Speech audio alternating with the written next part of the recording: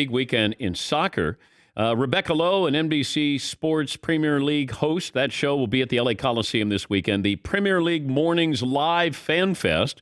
Coverage begins at 7 a.m. Eastern. Good God, what time are you getting up in the morning, Rebecca, for that?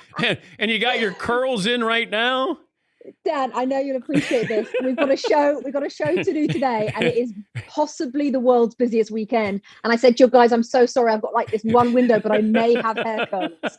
They're like, it's totally fine. It's a little bit of something about Mary, I think. So to answer your question, Dan Patrick, I am going to be getting up tonight at midnight for tomorrow's show, and the same on Saturday into Sunday. So that's exciting.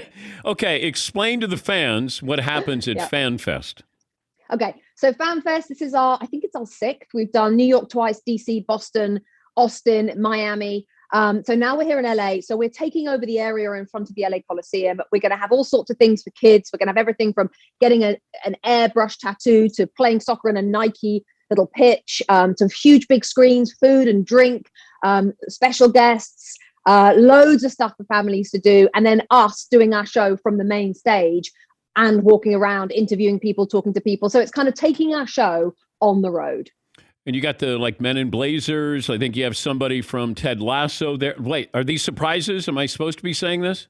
Right, now everyone knows exactly what's coming up. Okay. No, we've got Men in Blazers. We've got Coach Beard from Ted Lasso, and you might know this, but back in the day in 2014, Dan, before Ted Lasso became Ted Lasso, what it is now, it was an original NBC Sports skit that we did to show our coverage off in 2013 and 2014. So I haven't seen Coach Beard since I was in that skit back in 2014, which was hilarious. So he's coming on the show. We've got other really special guests as well. And also, I think a lot of this weekend, Dan, is about the history of the Coliseum. Of course, the 2 Super Bowls, the 2 Olympic Games, and then we've got 2028 coming up as well. So LA right now, the sports is where it's at, I'm told. So I'm going to be giving you history lessons. I've got it all going on. Do the English have a sense of humor about what Ted Lasso is? Yeah, I think maybe at the beginning of the whole Ted Lasso thing, they maybe thought it was serious because unfortunately in England, the perception of the American soccer fan about 10 years ago was basically that.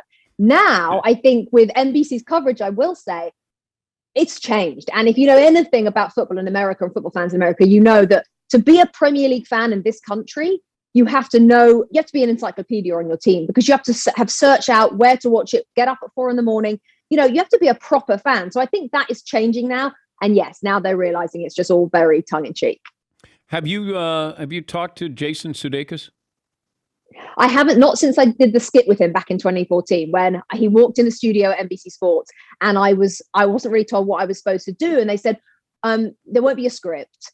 And I was like, I'm sorry, no script? No, you're just going to follow Jason. Just go with it. And I'm like, oh my God, I can't just go with it. Like he's from Saturday Night Live. Anyway, he is, as you know, so unbelievably talented, doing Saturday Night Live, I think tomorrow night.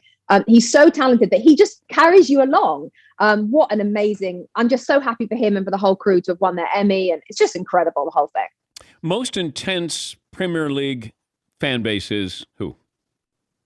Most intense, well, the most, I would, quite a few are very, very intense. I would say the most intense rivalry would be the one that's coming up on Sunday, which is Manchester United against Liverpool. They absolutely hate each other. But the special thing, Dan, about a fan fest, and people in the UK will be amazed at this, is that you will get Manchester United fans and Liverpool fans side by side having a beer at 10 o'clock on Sunday morning, the greatest of friends. There's no fighting, which is very unlike the Brits when it comes to football. So normally, if you get Man United and Liverpool fans together in the UK, you've got to keep them apart with the police. Not a fan fest. It's a fan fest full of love, Dan. Everyone is friendly and loving. Your Crystal Palace team is amazing. No, is the answer to that. Not very threatening, right? Well, I'm not sure it was ever our intention to threaten, to be honest. I think it's always... You've done a great job at being a non-threatening team. Yeah, we just like to exist. That's really good enough at the moment. As long as we're existing, Dan, we're okay. Your team, are you still Manchester City? Yeah. But I was Leicester City. And then they won. Yeah. And then what did I call them the first time I talked to you? I think maybe Leicester. Yeah, I was I'm taking Leicester. And you go, it's Leicester. And I go, all right, I'll take Leicester. And then they won. And then they won. I know. It's unbelievable. You and I have come such a long way. I know we have. I feel like you shouldn't have left them, though. You can't just leave your teams. Obviously, you don't do that in America. No, I did what I needed to do. I gave them a championship. Right. And now you've moved on. Okay. Yeah, all right. Well, yeah, that's not. I mean, Man City hadn't won, and then I came over there, and then what happens? Dan, you're not doing the reputation of American football fans. Oh, I'm not. A whole lot of good. No. Do you think I could be Ted Lasso? 100%. Yeah, that's what I 100%. Thought. Would you be my Keeley? No, I would be your Rebecca, the very powerful woman who owns the football club. Come on, I've got to be in charge of you. I think that's how this relationship would work. CR7, how's the impact there with Cristiano Ronaldo? Well, it's never ending. The guy's a legend. The only problem is I'm not sure the relationship between CR7 and his manager is as strong as it needs to be. CR7 is Ronaldo is basically the manager of Manchester United. I mean, he is so powerful. He is, goodness knows what he's saying in the dressing room at halftime.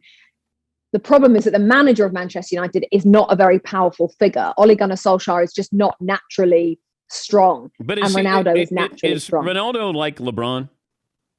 In what way? Powerful? Yeah, I mean, I would say he's more powerful than LeBron in the world. He's like top 3 most powerful athletes in the world. But with his team, you said he's dictating. I see what you mean.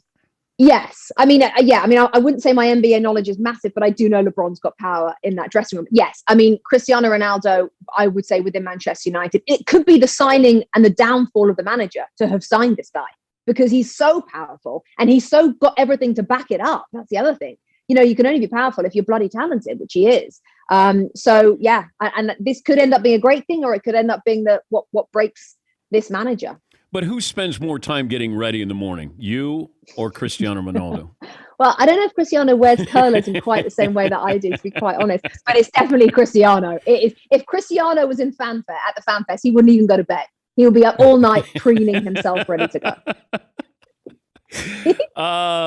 Best player in the Premier League right now is Mo Salah, Liverpool striker Mo Salah, who has scored in the last 9 games. He scores beautiful goals. I think someone said the other day, he's not only a great goal scorer, he's a scorer of great goals. There's 2 parts to that, and he is both of those, and you very rarely get that in football. He's probably the best player in the world right now, Dan. But do you have to say Harry Kane full name whenever it's Harry Kane? We've literally had this conversation. I know. We talk about this every year. I personally don't have to say both names when I say Harry Kane. You, though, I do. I do. Because when you do it, it's great. Harry Kane! That always gets me. I could be the play-by-play announcer only for that. Just that part. Only for when he scores. Yeah. Whenever Kane scores. Harry Kane. All right, so you're in Los Angeles, and what people don't know is you do an incredible Valley Girl impersonation. And when we did Football Night in America, you would give me the Valley Girl occasionally. So how about this? I'll just ask you a question okay. So Rebecca, tell me what makes Mo Salah just so great. So I really have to curl my hair when I do the impression. It's really something like that. It's really helps to get into character. And Mo Salah is just, have you seen his hair? He's such a sweetie. Oh my God. FanFest starts at 7 a.m. Eastern on Saturday and Sunday. I would wear the curlers. I'd wear them tomorrow. Just show up and say, here I am. Yeah. That's it. This is me and own it. I'm going to own it. Exactly. So there's coverage on Peacock throughout the weekend. Saturday, 12:30 Eastern, matches on NBC and Peacock. Anything else that I left out there?